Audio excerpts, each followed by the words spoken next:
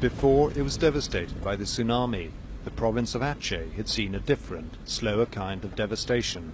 A 28-year-long civil war which had left an estimated 14,000 dead. More than a week of negotiating with the Gam brought me to this bleak landscape, where the only people we saw were body collectors or scavengers. No aid workers come to this rebel area, it's simply too dangerous. I journeyed on into the hills. If this came off, I'd be the first journalist to meet with the separatists since martial law was introduced in 2003. I met up with Gam fighters. They led me a short distance through the jungle, where branded as terrorists and living as fugitives, they hide away. Meeting with the rebels is strictly illegal.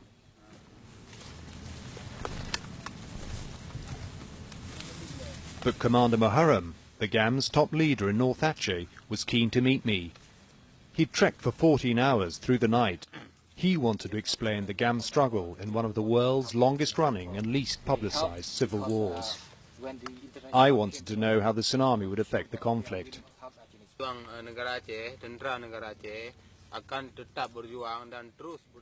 The national struggle in Aceh is, and will continue to be, to achieve our dream, and that is absolute independence from Indonesia.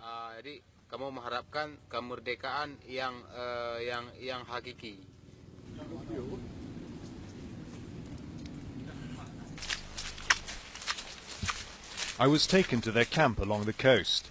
The Indonesian government claims that the rebels financed their cause through extortion, theft and ransom. But despite the government's warnings to aid agencies, the Gam have never been known to kidnap foreigners.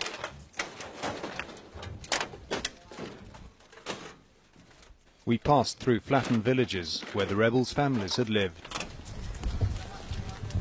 They'd been among the tens of thousands who'd perished in Atjeh on Boxing Day. The commander told me the tsunami killed none of his men because they'd been in the safety of the hills. As a force, the Gam may be undiminished by the disaster, but without the villagers, they'd lost their main source of supplies. We reached the Gam camp in the hills as night approached. An air of sadness prevailed here. From their vantage point, the men had seen the tsunami hit. When I realized my family and so many people were gone, I was grief-stricken. I didn't have the heart to see it. I couldn't stand it. It seems now that everything is gone. But these men had fared better than their enemy. The local Indonesian army barracks on the coast below had been hit full force by the tsunami. Thousands of soldiers must have been among the dead.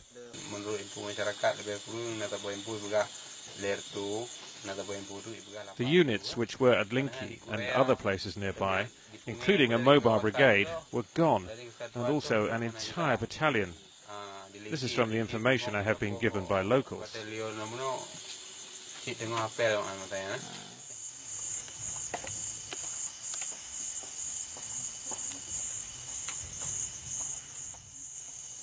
The tsunami has brought the eyes of the world to this most devoutly Muslim part of Indonesia. The Gam know it could be a turning point in the war.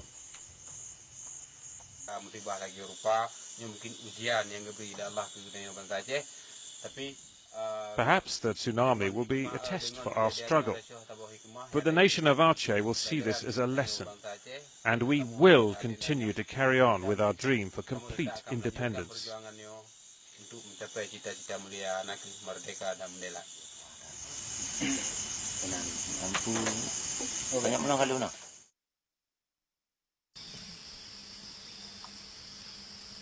At dawn, this guerrilla camp seemed almost idyllic and a world away from the violently scarred landscape below. In a place also scarred by violent conflict, the government, the UN and the rebels have all now promised to push for an end to decades of bloodshed. The Gam declared a temporary ceasefire the day after the tsunami, but even as the government talked peace, its troops were sweeping the hills, searching for the rebels who they accuse of looting and robbing aid convoys. So Atjeh remains in a high state of tension. The commander's nervousness had soon become evident.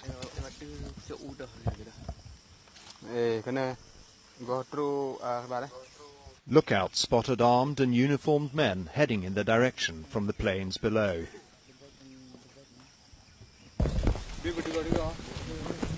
The fighters rallied to investigate. The commander had told me that his strategy for the past 2 years had simply been to avoid contact with the Indonesian army.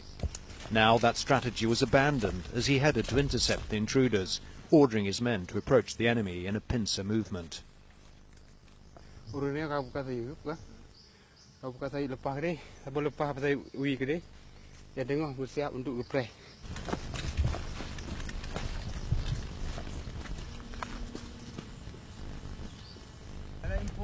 Suddenly the commander realized they weren't enemy forces at all, but his own men.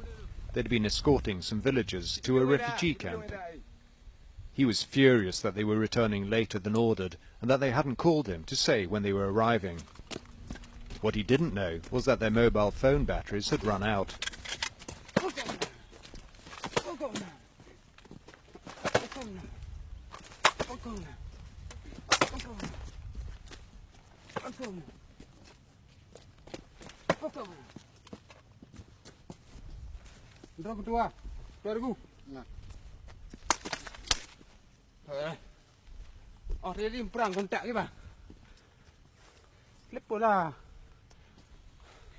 Commander Muharrem said he'd let the men off lightly because of my presence.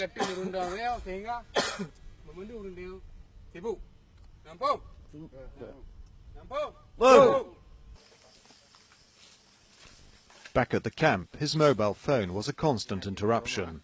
Some calls were to coordinate body collections, others to fix aid deliveries to locals and food for his force.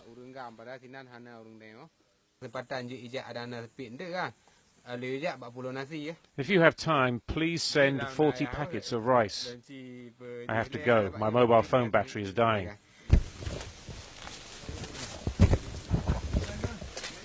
The proposed ceasefire would benefit Gam, not the Indonesian army. On the run for 2 years, the rebels need to regroup. They know the government's unlikely to allow that. At some point, they'll attack us again. We have learned to expect this from our previous experiences.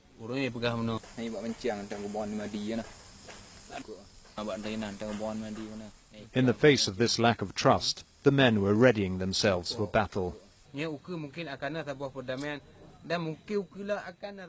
It may be peace, or it may be war, but we will still mobilize our forces to face the possibility of a bigger war. We are hoping this will be the last war for Atjeh. Hopefully, as a result of the tsunami tragedy, the international community will help the Achenese people get absolute independence. These soldiers might be hunted and grief-stricken by the losses, but they appear to be unbroken in spirit. The men I was with, although few in number, were well armed and organized. They're ruthless in their dedication to the cause, an independence that Jakarta is unlikely to allow. And that bodes badly for the people of Atjeh, who have already suffered so much.